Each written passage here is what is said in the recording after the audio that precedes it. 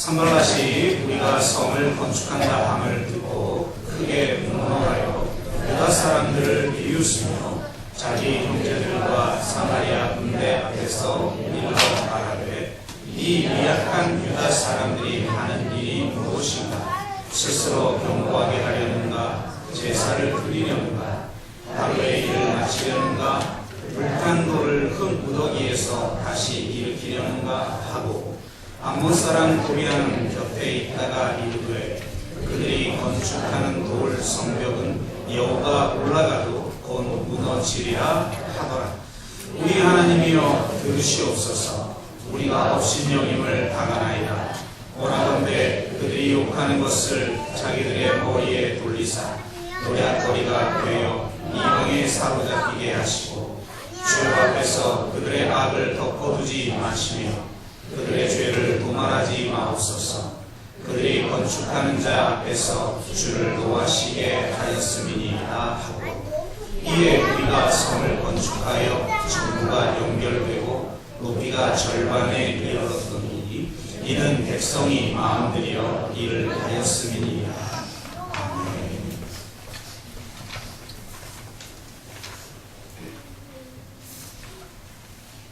우리가 살아가는 모든 삶이 곧 하나님의 일일 텐데요. 우리가 하나님의 일을 하다 보면 반드시 반대와 저항과 공격이 따른다는 것을 알 수가 있습니다. 공격이 따른다는 것은 어쩌면 우리가 바른 길을 가고 있다는 것을 반증해 주는 것일 수도 있겠습니다. 사단은 반대와 저항과 공격을 통해 낙심과 두려움을 우리에게 만들려고 하죠. 그래서 성경은 이 낙심과 두려움의 문제를 심각하게 다루고 있는 것을 알 수가 있습니다. 그래서 성경은 이렇게 말하죠. 히브리서 12장 3절 말씀. 낙심치 않기 위하여 죄인을 참으시는 자를 생각하라. 디모데후서 1장 7절. 하나님이 주신 것은 두려워하는 마음이 아니라. 이렇게 말씀하고 있습니다. 여러분, 내가 주님의 일을 하고 하나님의 일을 할 때 반드시 반대와 저항과 공격이 따른다는 것을 분명히 깨닫고 미리 영적으로 준비를 하시는 또 저와 여러분 되시기를 바랍니다. 오늘 본문 말씀을 통해서 어떤 반대와 저항과 공격이 따르는지를 함께 살펴보고 어떻게 우리가 반응해야 하는지에 대해서 함께 나눔을 통해서 어떤 반대와 저항과 공격에도 불구하고 승리를 경험하는 저와 여러분 되시기를 주의 이름으로 축복합니다.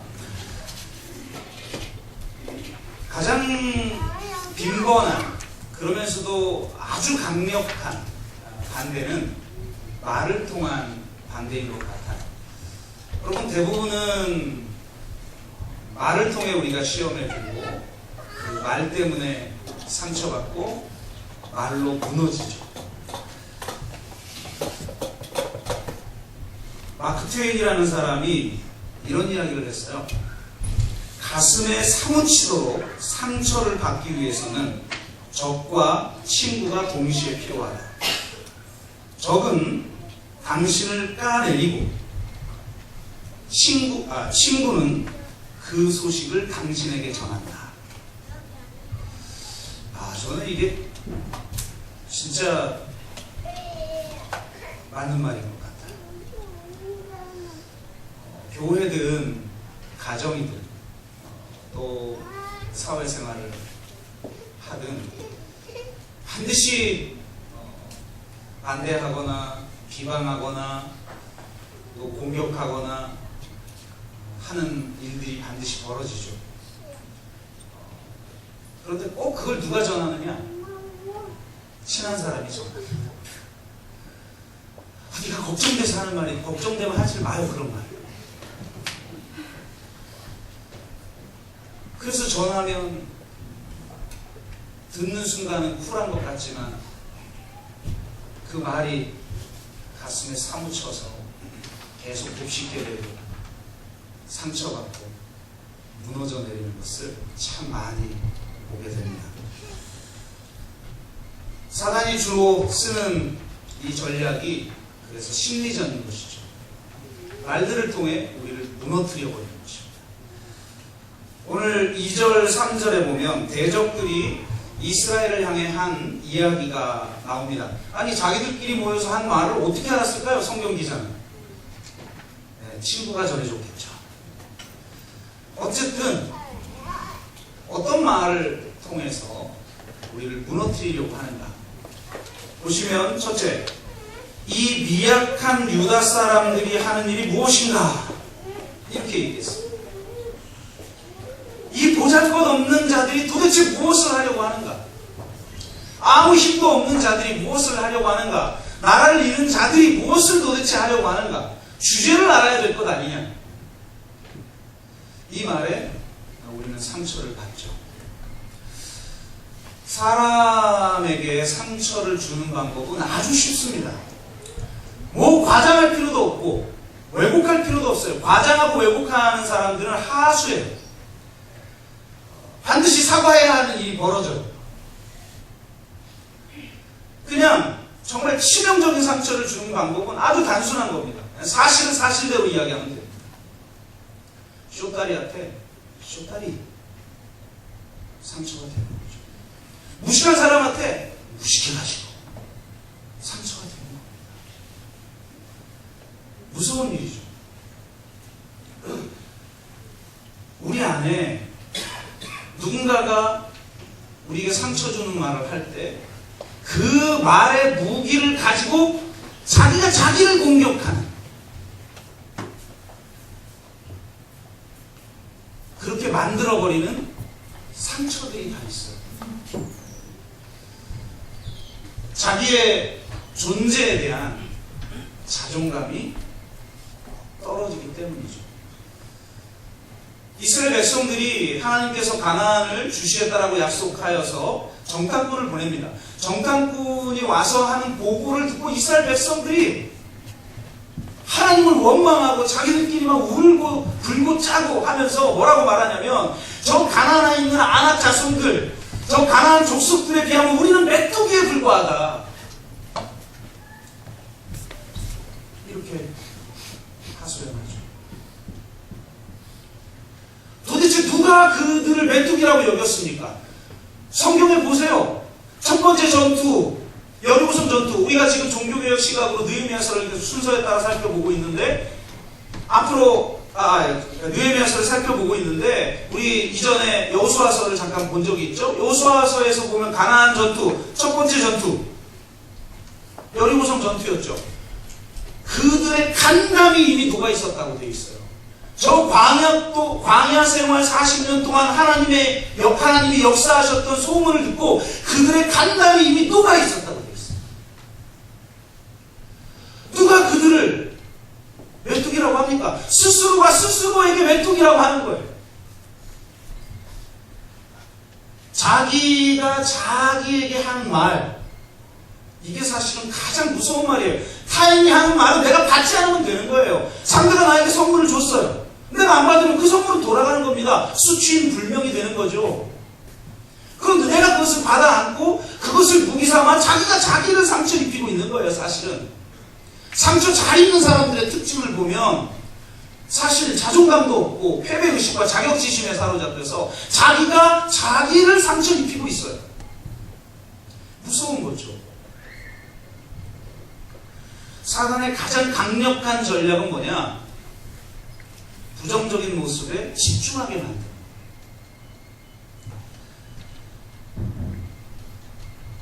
영적이지 않은 사람들의 특징, 과도하게 자기 자신에게 집중하는 사람. 하나님의 일을 하는 사람은 그 일 자체와 합일이 되어서 그저 요즘 유행하는 용어로 플로우, 몰입의 경지 속에서 그냥 살아가는 겁니다. 그런데 계속 자기 자신을 반수하는 사람이 있어요. 물론 자기 성찰의 시간을 반드시 가져야 되죠. 그런데 지나치게 자기가 중요한 사람이 있고 자기에게 몰입하고 자기에게 에너지를 투입하는 사람이 있어요. 왜 그렇습니까? 싸우고 있는 거죠. 스스로 자기가 상처 입히고 자기가 그 상처와 싸우고 있는 거예요. 안타까운 일이죠. 그래서 그가 상처 입는 그 내용을 그냥 간단하게 이야기만 해주면 되는 거예요. 저 약한 자들, 저 미약한 자들, 저 보잘것없는 자들, 주제 파악을 할 줄 알아야지. 나라를 이룬 자들이 무슨 성을 짓겠다고 저러고 있나? 무너져 내리는 거예요. 두 번째, 스스로 견고하게 하려는가? 그들의 희망을 조롱하는 거죠. 그들이 하려는 일의 크기를 직시하게 만들어요. 사단이 우리를 무너뜨리는 아주 강력한 방법은 내가 해결해야 될 문제가 너무 크다고 느끼게 만드는 거예요. 사실 모든 일이 어려운 겁니다. 근데 쉽게 푸는 사람이 있어요. 어떻게 풉니까? 큰 일을 잘게 나누는 거죠. 그리고 잘게 나눈 것 속에서 내가 할 수 있는 일을 먼저 하는 거예요. 그러면 그게 실탄에 풀리듯이 큰 일을 해결하는 열쇠가 되는 거잖아요. 그런데 낙심과 두려움에 사로잡힌 사람들은 자기가 해결해야 될 그 큰 일, 거기에 압도당해 버려요. 그러니까 너희들이 지금 하려고 하는 그 성을 견고하게 하려고 하는 그 거대한 일들을 지금 너희들이 하고 있어? 그게 얼마나 큰 일인지 알기는 하는 거냐? 이렇게 얘기하는 거죠. 세 번째는 제사를 드리려는가? 유다 사람들의 믿음을 조롱하는 거죠. 이런 얘기 많이 듣죠. 기도한다고 다 되냐? 안 될 것이 되는 줄 알아? 뭐 하나님이 돕는다고 다 되는 건 아니야. 물론 이 말이 강력한 이유는 맞는 말이기 때문이에요. 여러분, 틀린 말은 강력하지 않아요. 맞는 말이기 때문이에요. 우리가 하나님의 뜻이라는 게 굉장히 중요한 겁니다. 하나님의 뜻과 상관없이 내가 믿기만 하면 모든 일이 다 이루어졌다면 내 삶이 왜 그렇습니까? 다 축복받고 다 성공하고 다 형통해야죠. 믿는다고 다 되는 게 아니죠. 그러나 분명히 이것은 하나님의 사명을 받고 하나님의 부르심에 따라 하나님의 보내심으로 이스라엘 땅에 와서 느헤미야를 통하여서 이스라엘 백성, 하나님의 백성을 회복하시려는 하나님의 뜻 안에 있는 가장 중요한 사명을 감당하고 있는 거예요. 근데 그 일이 우리가 감당하기엔 우린 너무 보잘것없는 것 같고 일의 크기는 너무 큰 것 같아요. 그래서 믿음으로 나아가려고 하지만 조롱합니다. 믿는다고 다 돼? 기도한다고 다 돼? 라고 말을 하죠. 사단은 끊임없이 이렇게 우리를 조롱합니다. 네 번째, 하루의 일을 마치려 하는가? 스스로 견고하게 하려는가가 일의 크기에 대한 문제제기라면 하루의 일을 마치려 하는가? 라고 하는 건 일의 기간에 대한 이야기죠. 사실 이게 제일 힘들어요. 이 일이 내가 감당하려는 일이 아무리 커도 어쨌든 내가 믿음으로 부딪혀서 빨리 해결할 수 있으면 부딪힐 수 있을 것 같아요. 그런데 그 일이 해결이 되지 않고 오랫동안 지속될 때 참 감당하기 어렵죠. 내가 해결하는 것보다 아직 남은 것이 많은 것처럼 보일 때, 저 완성의 지점이 너무나도 멀어 보일 때, 지평선 너머에 있는 것처럼 보일 때 우리는 인내하기를 포기하게 되는 것 같습니다. 그래서 사단이 자꾸 그것을 인식시킵니다. 그래서 우리가 인내하고자 하는 마음, 버티고자 하는 마음을 무너뜨려요. 다섯 번째는 불탄 돌을 흙 무더기에서 다시 일으키려는가, 이렇게 이야기하죠. 사단의 가장 강력한 전략은 뭐냐? 사실과 거짓말을 섞는 거예요. 저도 보면 이렇게 교인들끼리 문제가 있어서 이렇게 보면 상황이 왜 어려워지는가? 사실을 사실대로 이야기하는 것 같지만 거기에 한 가지씩 과장되거나 왜곡된 걸 섞어요. 어려워지는 거죠. 사단이 하와를 유혹할 때도 마찬가지였잖아요. 다 거짓말만 한 게 아니에요. 사실과 거짓말을 약간씩 섞어가면서 유혹합니다. 그럼 넘어가는 거죠. 불탄 돌을 사실은 사용할 수 있는 거거든요. 그런데 아니 사용할 수가 없는 돌을 너희들이 이 큰 무더기에서 다시 일으켜봤자 무슨 소용이 있겠느냐? 지금 이렇게 말하고 있는 거예요.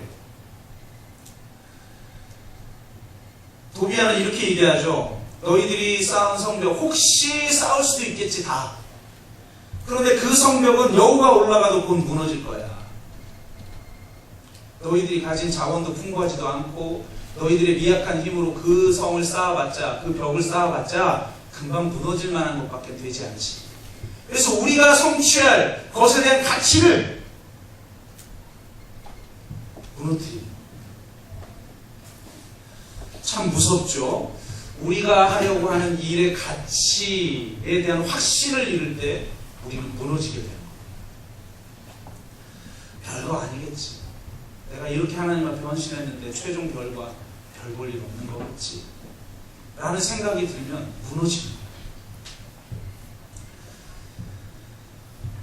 이렇게 심리전을 통해서 말을 통해서 하나님의 사람들을 무너뜨리려고 합니다. 그런데 이게 통하지 않을 때가 있어요. 그럼 어떻게 되느냐? 직접적인 위협과 폭력을 가하게 됩니다. 우리가 다 길어서 읽진 않았지만 7절, 8절 보면 이런 말이 나와요. 산발락과 도비아와 아라비아 사람들과 암몬 사람들과 아스돗 사람들이 심히 분노하여. 그러니까 이들의 비위와 심리전에 넘어가진 않았어요. 이스라엘이. 어떻게 넘길 수 있었는가 뒤에서 이야기합니다. 그러니까 그러면서 일이 진행이 돼요. 다 성벽이 일단 연결은 됩니다. 한 반 정도는 쌓은 거예요. 아직 대적을 막을 정도는 안 되지만 어쨌든 연결은 다 된 상태까지 나아가니까 이들이 심히 분노하여. 참 기가 막힌 말이 나와요. 다 함께 꾀하기를. 심리전이 안 되면 이제 각계급파는 그만두고 연합전선을 펼치게 돼요. 참 이때 어려워요. 한꺼번에 나를 반대하는 것과 시험에 들게 하는 것과 공격하는 것들이 몰려오는 것처럼 보일 때, 연합전선을 펴는 것처럼 보일 때 참 어렵고 쉽게 무너지는 그런 마음을 우리는 경험하게 됩니다. 그리고 아예 이제 그들이 함께 꾀하기를 직접적인 공격을 가하기로 결정합니다. 8절 예루살렘으로 가서 치고 그것을 요란하게 하자. 11절 그들이 알지도 못하고 보지 못하는 사이에 우리가 그들 가운데 달려가서 사륙해버리자. 다 죽여버리겠다는 거예요. 엄청난 위협이, 직접적인 위협이 닥쳐오게 됩니다. 더군다나 진퇴양난입니다. 내부적으로는 그들이 탈진하게 됩니다. 10절에 보니까 흙 무더기는 아직도 많거늘 짐 나르는 자의 힘은 다 빠졌으니 우리가 성을 건축하지 못하리라. 참 안타까운 일이죠. 보세요. 이미 적이 했던 말, 이겼긴 이겼는데 그 말이 우리의 마음속에 남아있는 거예요. 여러분, 왜 비방이, 수군거림이, 왜 이 심리전이, 말의 상처가 왜 무서운가? 이 말이 항상 내 안에 살아남아서 하나의 프레임을 형성하는 거예요. 가장 무서운 전쟁은 프레임 전쟁이에요. 처음에 그 말을 들을 땐 사실이 아니라고 생각이 들어요. 그런데 이상하게도 수많은 반대의 증거가 있음에도 불구하고 그 프레임을 증명하는 하나의 두 개의 사건이 나타나기 시작하면 이제 그 프레임을 받아들이기 시작하고 그 프레임을 받아들이기 시작하면 모든 것이 그렇게 보입니다. 그래서 가장 강력한 전쟁은 프레임 전쟁이에요. 어떤 프레임을 우리가 붙드느냐의 싸움이에요. 근데 이들은 이미 벌써 이들의 심리전에 넘어간 거예요. 아직도 흙무더기는 많은데 집 나르는 사람은 지쳐있으니 우리는 성을 건축하지 못할 거야. 이런 자포자기와 탈진 가운데 사로잡혀 있게 되는 상황을 도대체 느헤미야는, 이스라엘 백성들은 어떻게 이겼을까? 첫 번째는 반대를 반대하지 않는 겁니다. 이게 굉장히 중요한데요. 아까 그랬죠. 코끼리를 생각하지 마.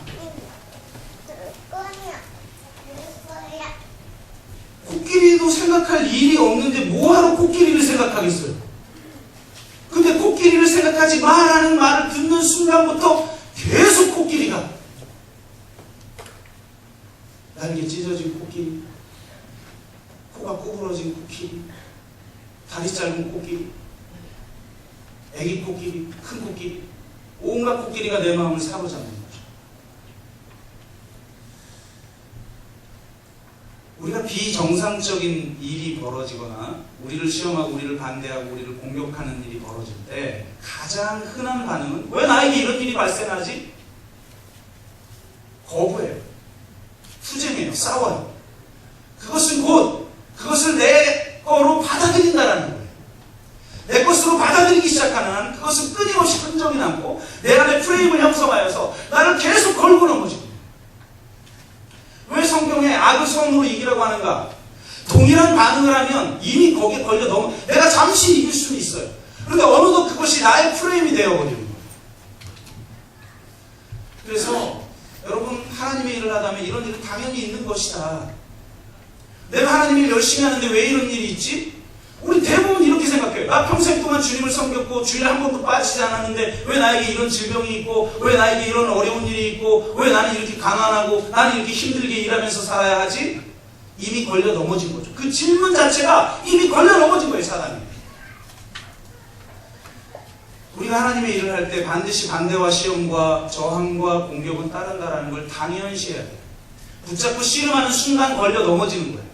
여러분 줄다리기 이기는 확실하게 100% 이기는 방법이 하나 있습니다. 뭘까요?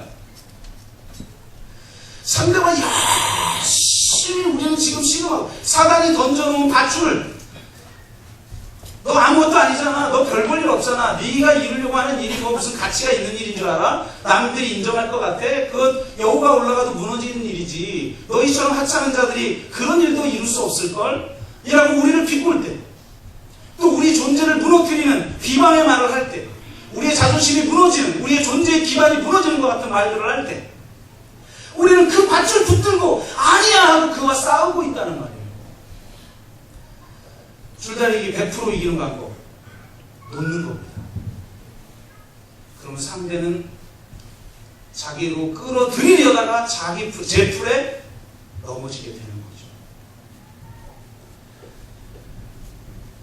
이스라엘 백성들은 참 놀란 게 제가 이 본문 말씀을 묵상하다 놀란 거는 저들이 이렇게 비방하니라 그들의 마음은 흔들렸지만 그들이 하나님 앞에 기도하니라 뭐 이런 설명도 없어요. 비방하는 말 끝나자마자 하늘에 계신 하나님이요 하는 기도문이 나와. 그냥 신경도 안 썼다는 겁니다. 하나님 앞에 온전히 그냥 맡기는 거예요. 하나님 당신이 처리해 주세요. 지금 당신을 모독하고 있는 겁니다. 당신의 명예를 위해서 당신이 처리해 주세요. 그래서 기도의 자리로 나오는 거예요. 상대가 말의 주먹을 말의 칼날을 날리려고 할 때 우리가 맞받아서 주먹으로 싸울 것이 아니라 무릎으로 싸워야 된다. 주먹으로 이길 것이 아니라 무릎으로 반대를 이겨야 하는 것입니다. 그래서 저와 여러분이 삶 속에서 왜 기도가 습관이 되어야 된다. 습관이 돼야 기도가 인격이 되기 때문에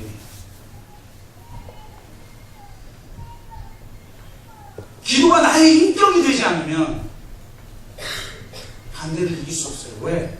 반대와 저항과 공격은 항상 있는 법이거든요. 없을 수가 없어요. 그런데 우리는 그것을 내 가슴에 품고 주님을 묵상하는 것보다 더 깊이 그 말들을 묵상하고 있으니 어느 게 힘을 얻습니까? 우리가 관심을 주는 것, 우리가 마음속에 간직하고 붙들고 있는 것, 그게 나에게 힘을 발휘하는 거예요. 그게 나에게 권위를 발휘하는 겁니다. 우리가 무릎으로 나아가서 기도가 인격이 되어서 하나님 앞에 집중할 때 해결되는 거예요. 조지 밀러는 이렇게 얘기했어요. 무릎으로 인생의 싸움을 싸우는 것을 배우지 못한 사람은 기독교의 ABC도 모르는 사람이다. 왜 이렇게 삶이 힘든가? 힘든 일은 누구나 있습니다. 감당하기 어려운 일 누구나 있어요. 누구나 시험 받는 분들 본인들은 시험을 받으시는데 그 시험 받을 만한 일들 세상 다 있어요. 우리 진짜 힘든 성도님들 얼마나 많은지 알아요? 저희 교회에. 그런데 누구는 이겨요. 누구는 져요. 왜 그러는가? 아무리 힘들고 아무리 마음 아프고 상처가 돼도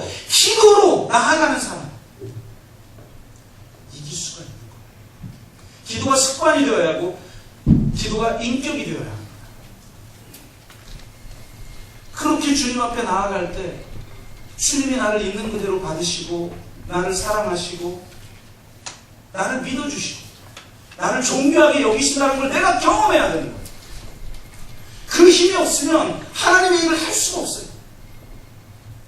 그렇게 주님 앞에 나아갈 때 주님이 우리에게 주님의 뜻을 깨닫게 하십니다.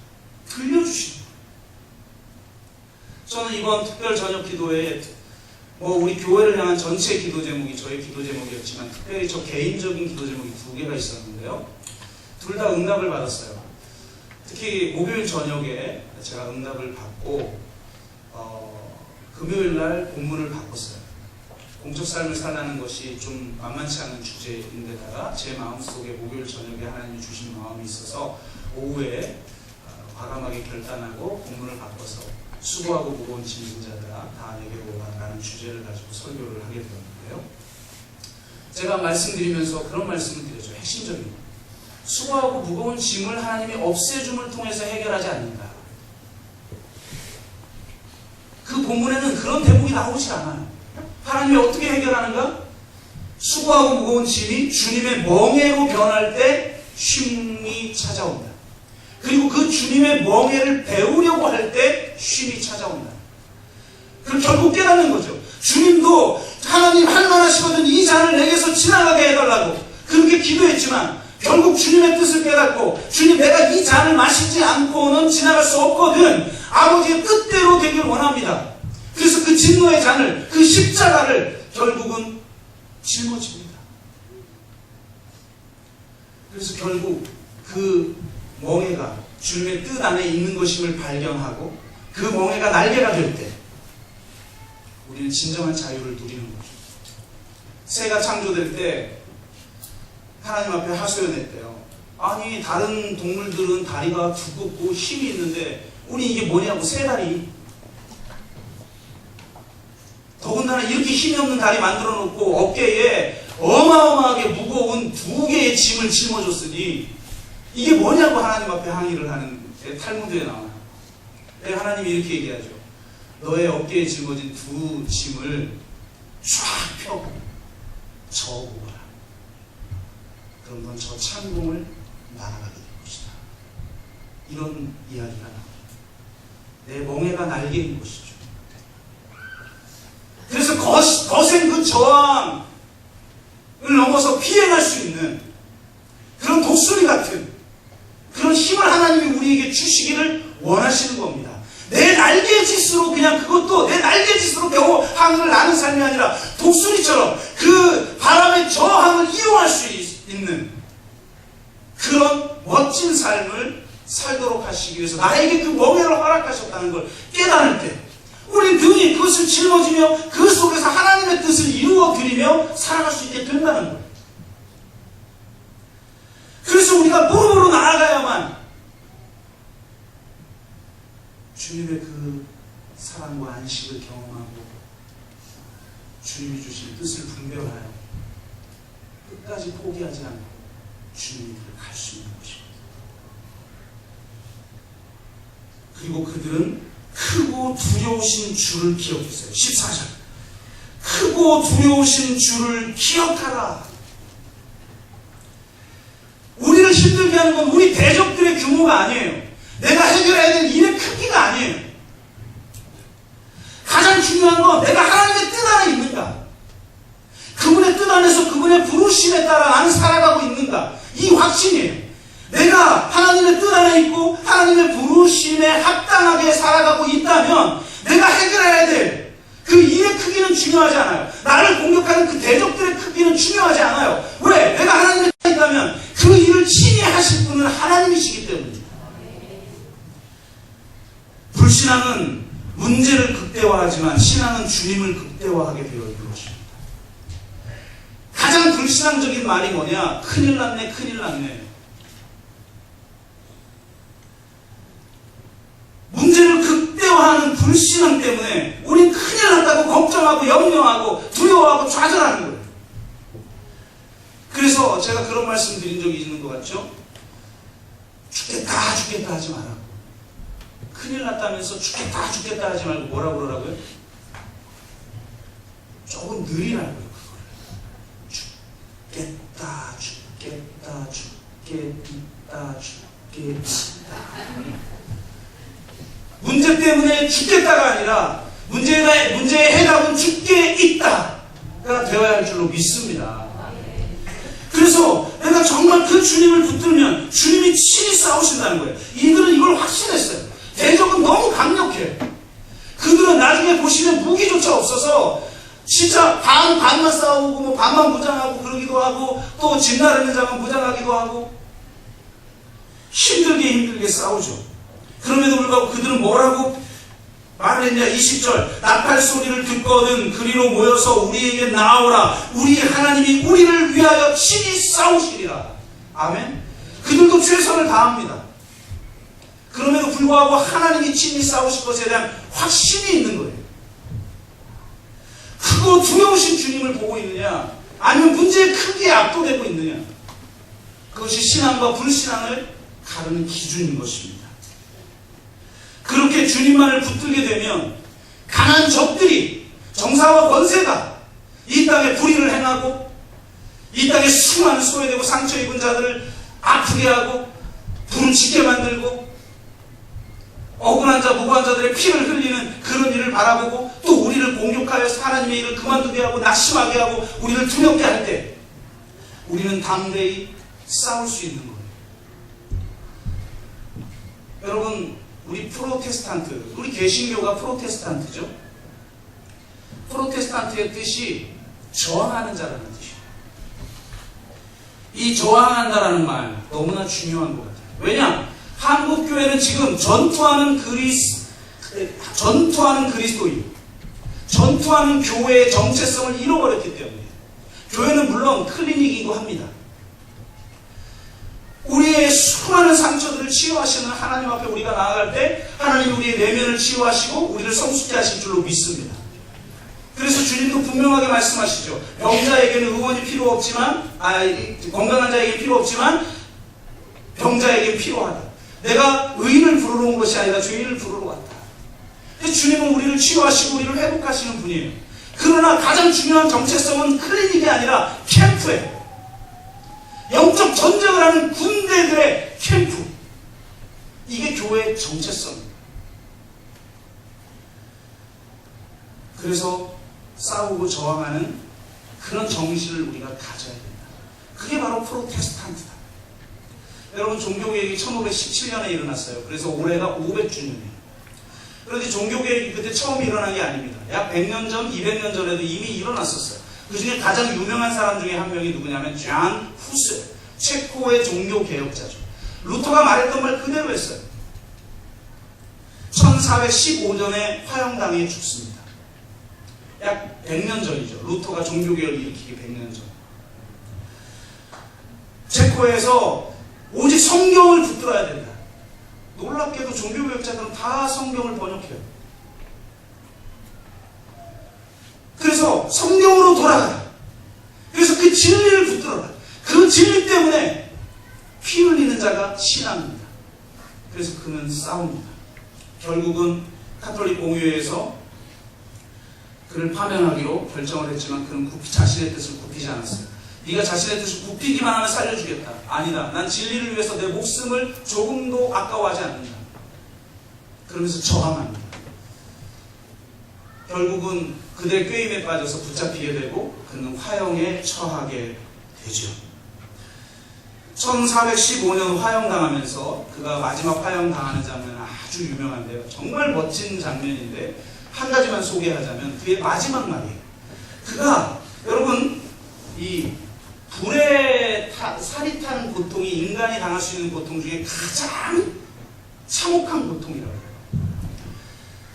근데 그 화형당하면서 그는 뭐라고 외치느냐? 아마 그가 외친 말들을 많은 사람이 기억하는 거 보니까 실제로 그렇게 말을 했던 것 같아요. 이제 나는 내가 내 입술로 가르친 것을 내 피로 확증할 것이다. 이 멋있죠? 여러분, 증인이라는 말과 순교자라는 말이 똑같은 어근에서 나온 거예요. 우리가 증인의 삶을 산다는 건 순교자로 살아가는 거예요. 정말 이 땅의 죄악들과 이 땅의 불의와 이 땅의 거짓에 저항하느라고 피 흘리는 자가 순교자요, 피 흘리는 자가 바로 증인인 것입니다. 그러니까 내 피로 확증한 것이다.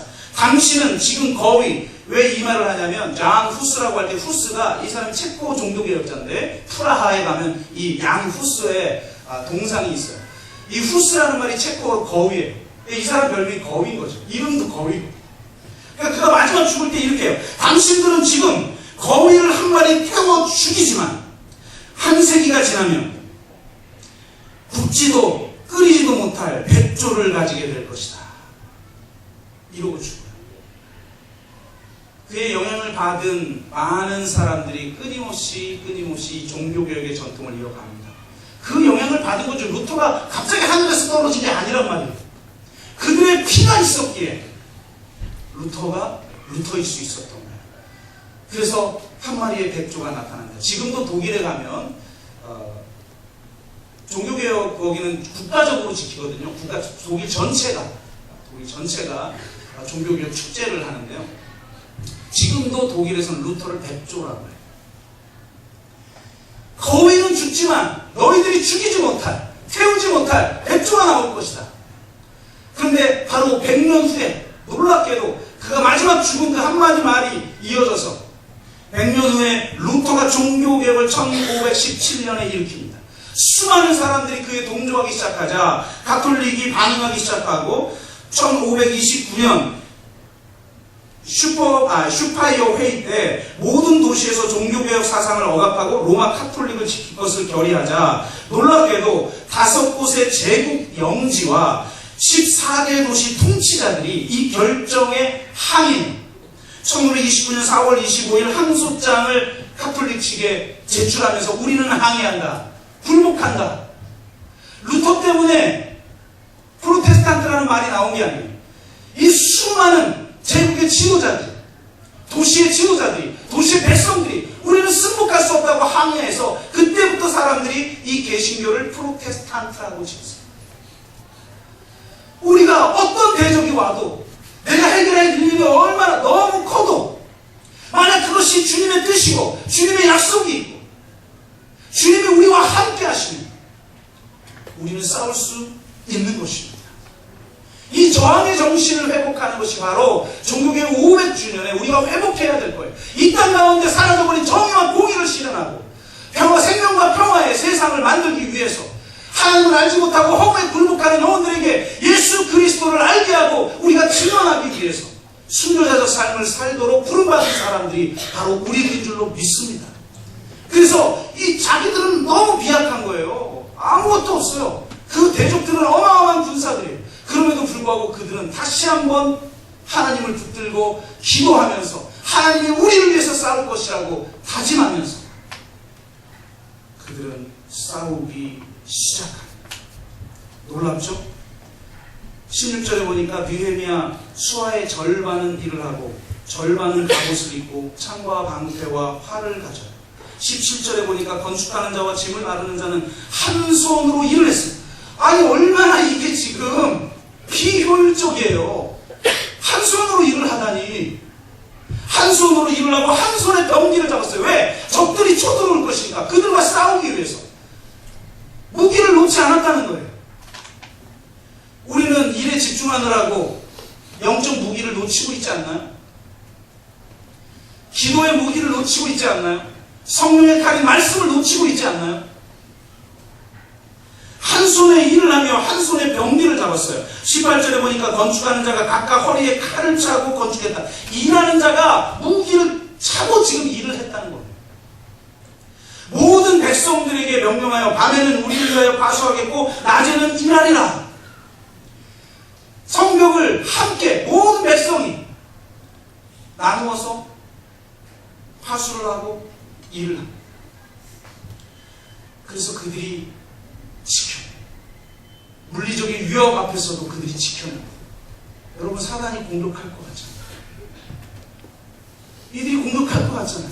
이들이 흩어지지 않고 한 손에 무기를 들고 한 손으로 일을 하자 대적들이 쳐들어오지 못해요. 왜? 하나로 단단하게 뭉쳤으니까. 그들은 이미 지쳤어요. 탈진했어요. 남았는데 우리가 이 일이 언제 끝나랴? 우리가 성전을 건축하지 못하리라. 이렇게 좌절했어요. 많은 사람들은 탈진하고 좌절하면 그냥 쉬라고 말합니다. 여러분, 내가 감당하기 어려울 만큼 큰 문제여서 내가 탈진하는 게 아니에요. 문제가 커서 탈진하는 게 아니에요. 나에게 힘이 없는 거예요. 위로부터 공급되는 힘을 가지고 있지 않기 때문이에요. 다시 하나님을 찾고 다시 하나님의 비전을 회복하여서 그들은 이 지친 상황인데 더 힘든 일을 스스로 합니다. 한 손에 무기를 들고 한 손으로 일을 해요. 밤에 파수를 서고 낮에 일을 합니다. 한 명도 예외가 없어요. 여러분, 일을 하느라고 무기를 놓치지 마십시오. 가장 강력한 무기이신 하나님 자신을 놓치지 마십시오. 성령의 검인 말씀을 놓치지 마십시오. 그 성령이 충만하도록 하는 기도를 놓치면 안 되는 거예요. 그러면서 뛰어들어 일을 하는 겁니다. 책임을 감당하는 거예요. 예전에 유행했던 말이 있어요. 뭉치면 죽고 흩어지면 산다. 이건 지방 분권을 주장하던 사람들이 외친 모토였죠. 뭉치니까 부패하라는 거죠. 그래서 국가가 모든 권력과 부를 가지고 있지 말고 지방으로 이전해라. 그래야 사는 거예요. 특정한 사람들이 책임과 권력을 다 가지고 있으면 부패하게 돼 있어요, 인간은. 그래서 책임을 분산하는 거예요. 모든 백성들이 작게나마 자기가 할 수 있는 일, 어떤 사람들은 충분히 하지 못하겠죠. 건강한 사람은 충분히 하겠죠. 만나가 내릴 때 어떤 사람은 몇 단지를 가져올 수 있었잖아요. 어떤 사람은 몸이 아파서 가져올 수 없었어요. 그럼에도 불구하고 그 공동체는 많이 거둔 자는 남음이 없고 적게 거둔 자는 모자람이 없는 그런 공동체가 됐어요. 모두가 함께 책임을 지고 서로 의존하고 상호 책임을 지고 그렇게 살아갔던 거죠. 누구도 예외 없이 책임을 졌어요. 누구도 예외 없이 일을 했고 누구도 예외 없이 군사가 되어 병기를 붙잡고 싸웠어요. 오늘 참 작은 교회지만 너무나 정말 놀라운 결정을 하고 분리개척을 결정하고 분리개척을 합니다. 저는 예외 없이 참여하셨으면 좋겠어요. 사실 여건이 어려운 사람이 있어요. 어려우면 작게 하면 돼요. 작게 하는 게 너무 마음에 쓰인다. 그럼 이름 적지 말고 단돈 10,000원이라도 넣으세요. 우리가 함께 책임질 때 적게 돼도 과거의 두랩돈을 가장 크게 보시는 하나님인데 무슨 걱정합니까? 사람의 눈 바라볼 필요 없어요. 또 내가 교회 일을 하거나 하나님 나라를 내가 삶 한가운데서 일터에서 가정에서 할 때 책임져요. 그리고 놀랍게도 모두가 책임지면서 한마음 한뜻이 되어서 공동체적으로 그들이 반응할 때 대적들이 이기지 못했어요. 여러분, 말씀을 맺습니다. 우리는 부족하고 대적은 너무 강력해 보이고 우리를 시험하고 우리를 반대하고 우리를 넘어뜨리려고 할 때 그거 붙들고 씨름하지 마십시오. 주님께 무릎으로 나아가 위로 공급되는 능력을 받아서 아무리 골리앗 같은 대적이 있다 할지라도 믿음으로 나아가십시오. 하나님이 친히 싸우실 것입니다. 하나님이 위대한 일을 행하실 겁니다. 그 일을 믿고 여러분의 삶 속에서 승리를 경험하면서 살아가는 그런 저와 여러분 되시기를 주의 이름으로 축복합니다. 기도하겠습니다. 여러분을 힘들게 하는 일이 무엇입니까? 참 사는 게 힘들죠.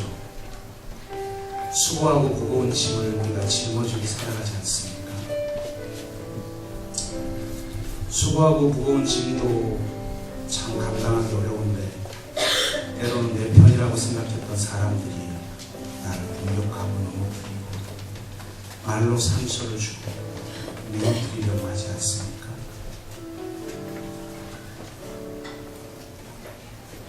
그때 우리는 그것을 붙들고 씨름하느라고 상처받고 그 불행에 말려들고 무너져 내리는 것이 아니라 무릎으로 반대를 이겨야 합니다. 큰 크고 두려우신 주를 기억해야 합니다. 그리고 싸워야 합니다. 저항해야 합니다.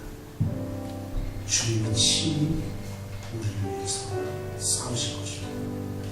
수고하고 무거운 어떤 짐들이 있으십니까? 또 어떤 반대와 저항과 공격에 노출되어 있습니까?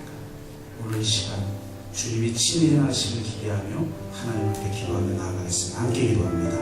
사랑의 아버지 하나님, 주님의 길을 가는 동안 수없는 반대와 저항과 공격, 오함, 오해, 비난, 피방거리, 수군거리, 수많은 것이 우리를 무너뜨리려고 할 것입니다. 내가 지고 있는 수고하고 무거운 짐도 감당하기 어려운데 이런 일들을 당할 때 우리는 무너져 내리고 주저앉을 때가 얼마나 많이 있습니다. 낙심하고 두려워할 때가 얼마나 많이 있습니다. 주님, 우리가 무릎으로 나아가게 하여 주옵소서. 크고 두려우신 하나님을 바라보아 하나님이 나를 얼마나 사랑하시고 나를 존귀히 여기시는지, 하나님이 나를 통해 우리를 통해 얼마나 위대한 일을 하기를 원하시는지 확신하며 믿음으로 나아가게 하시고 끝까지 증인의 삶을 살기 위해 순교자적 영성으로 십자가를 지고 주님을 따를 때 주님이 친히 싸우시는 하나님의 위대한 일이 주님께서 친히 이루시는 것을 목격하는 놀라운 역사를 경험하게 하여 주시옵소서. 주님이 친히 하실 줄 믿사옵고 감사드리며 예수 그리스도의 이름으로 기도드리옵나이다. 아멘.